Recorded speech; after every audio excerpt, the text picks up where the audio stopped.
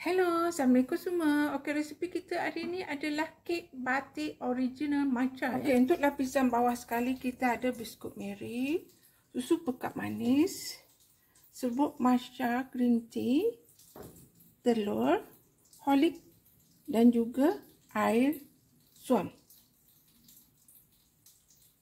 Pertama sekali kita tak payah pecah sangat, pecah-pecah macam ni, besar-besar kan kita punya biskut Mary. Okey, pertama sekali kita masukkan air matcha dan juga air. Kita dah kacau sekali ya. Kemudian masukkan susu pekat manis.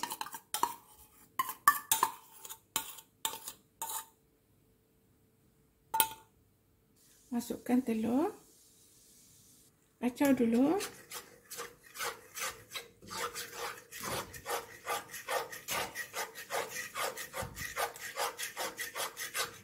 Kemudian masukkan Horlick. Okey, dan masukkan kita punya biskut Mary tadi ya.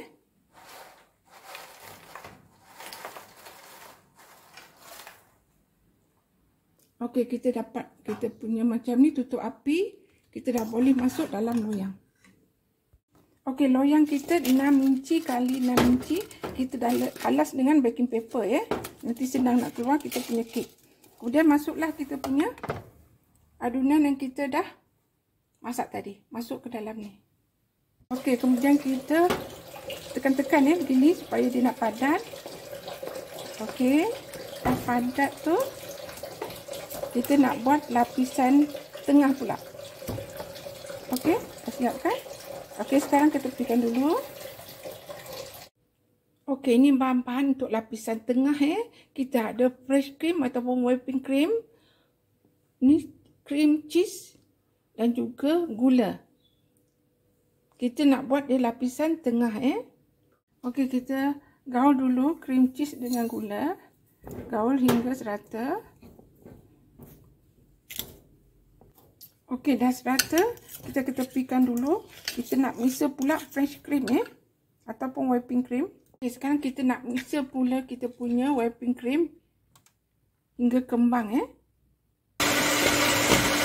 Okey, dah kembang begini, kita ambil adunan cheese tadi ya, campurkan.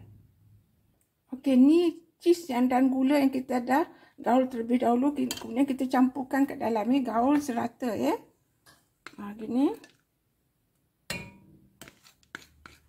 Ambil semua-semua tu, gaul serata.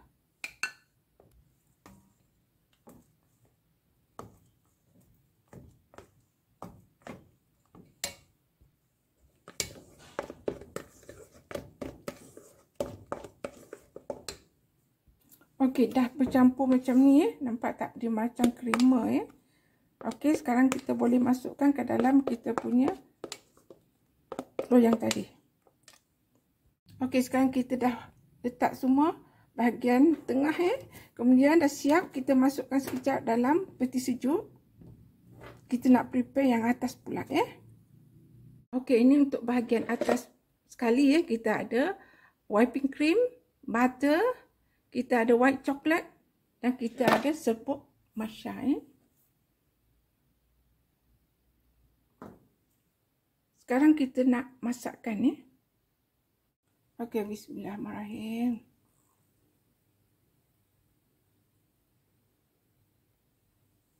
Sejukkan 1 atau 2 jam sebelum dipotong ya. Masuk dalam peti sejuk.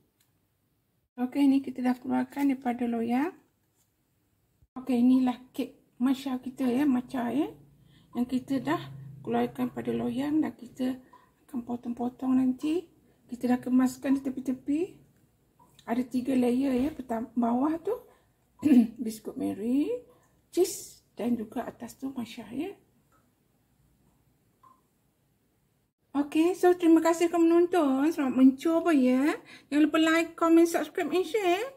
Sampai jumpa lagi. Bye.